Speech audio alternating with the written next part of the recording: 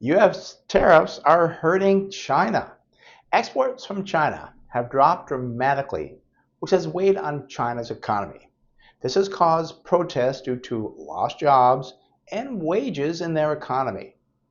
Exports from China to the United States dropped 20% in April, but China did pick up exports from other countries like Indonesia, Thailand, and Africa.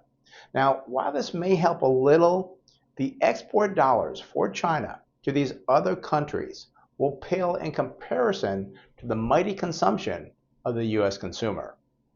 China's economy depends on exports, considering the fact that in 2024, one-third of GDP growth came from exports.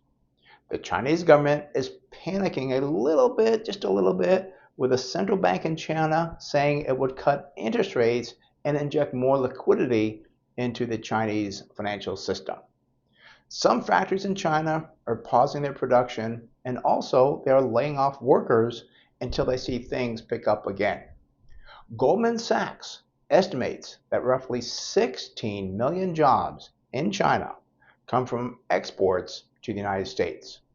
With the news that tariffs are being lowered for 90 days, it will be interesting to see how companies and their countries react.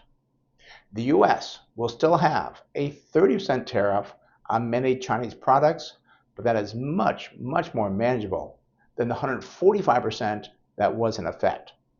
It's important to remember this is a pause and that the rhetoric could pick back up as negotiations will continue on.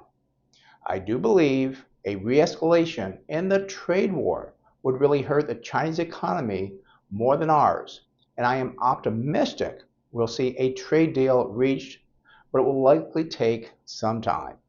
I believe it is worth waiting for, as a better trade agreement will benefit us for decades down the road. I'm Brent Wilsey with Wilsey Asset Management. If you like these videos, be sure to give it a like or comment, and feel free to check out our other YouTube videos and the weekly newsletter for the latest economic news, expert analysis, and market insights.